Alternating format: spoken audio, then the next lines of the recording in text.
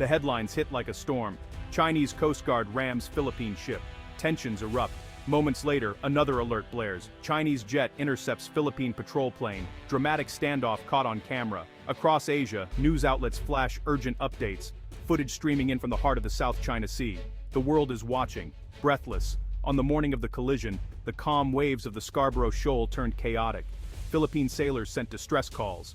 Chinese ships surged in, blocking and then striking the Philippine Coast Guard. Before the shock could settle, a Filipino patrol plane carrying journalists is tailed by a Chinese fighter jet. The pilot's warning echoes through the cabin.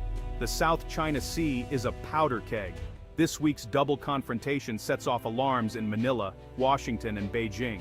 Will the world's busiest sea lane become a battlefield?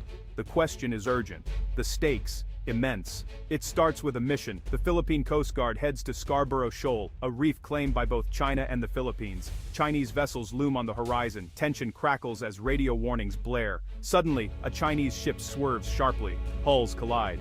The Philippine vessel reels, but disaster is averted. The footage floods social media, showing just how close things came to disaster. In Manila, outrage boils over. The Philippine government accuses China of intimidation and aggression. Officials say the Coast Guard was on a routine mission, not seeking confrontation. We have every right to operate in our own waters, a spokesperson declares on live TV. The incident cements anti-China sentiment among many Filipinos.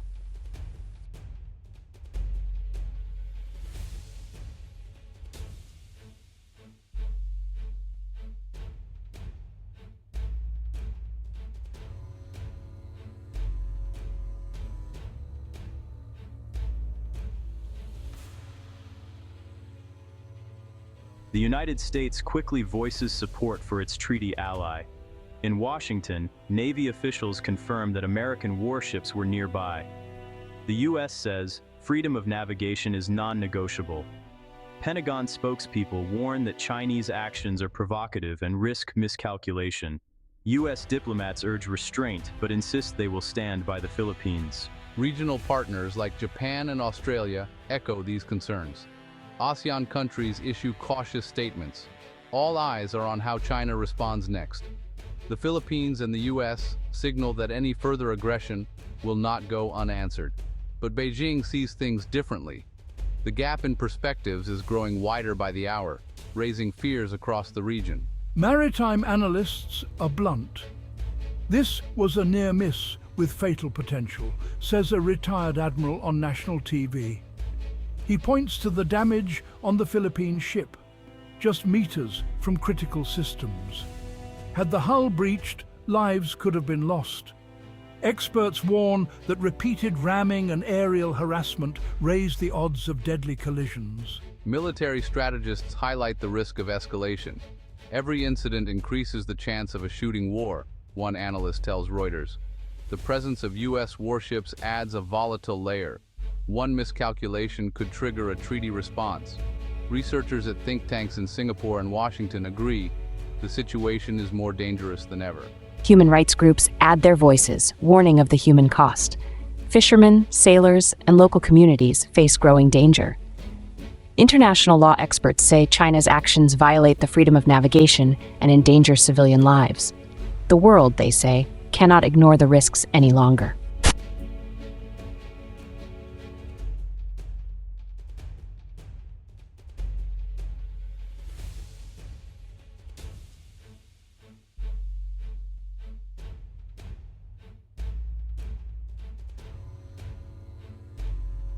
The urgent message from experts is simple. Without de-escalation, disaster is only a matter of time.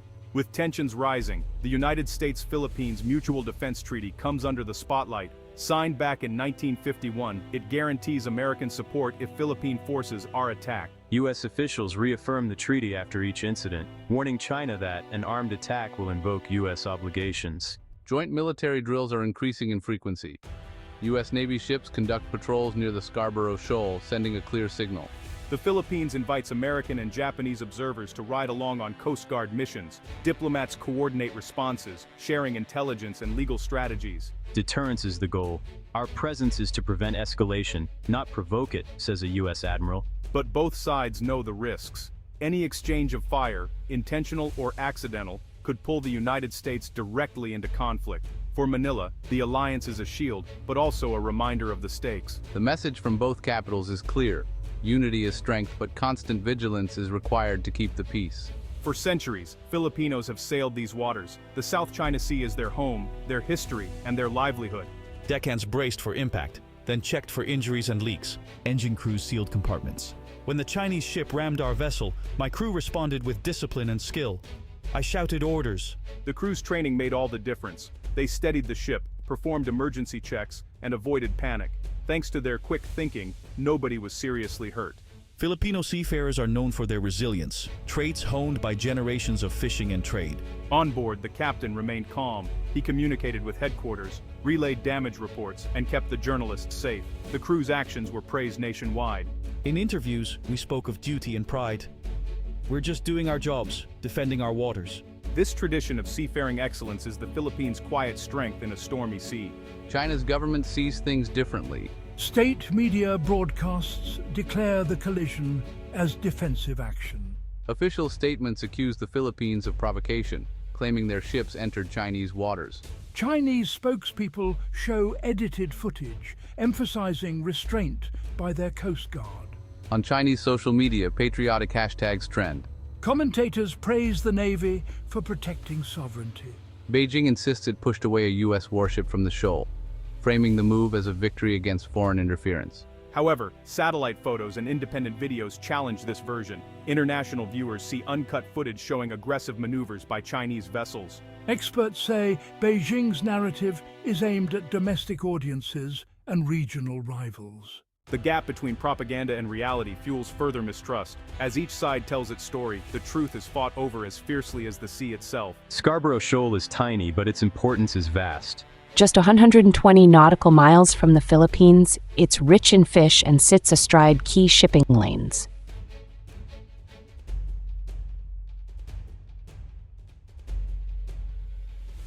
Control of the shoal means control of a gateway between the Pacific and Indian Oceans. Scarborough is not just a reef, it's a symbol of the fight for Asia's future. The South China Sea crisis ripples across Asia. China and the U.S. are also eyeing Myanmar, where rare earth minerals, vital for electronics and defense, are found in abundance. Each side seeks influence. China backs infrastructure projects and security deals. The U.S. supports democracy activists and leverages sanctions. Control of rare earths is strategic. Modern navies, missiles, and green tech all depend on these minerals. As competition grows, Myanmar becomes another arena in the U.S.-China rivalry. Regional security is on a knife edge. Any clash in the South China Sea could spill over, drawing in more countries and disrupting global trade. The risk of war, once unthinkable, is now openly debated by experts and diplomats.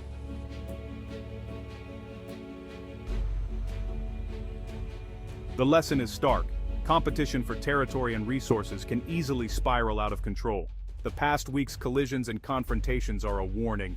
Lives were spared this time, but the risks are only growing. Maritime experts, military leaders, and local communities all agree.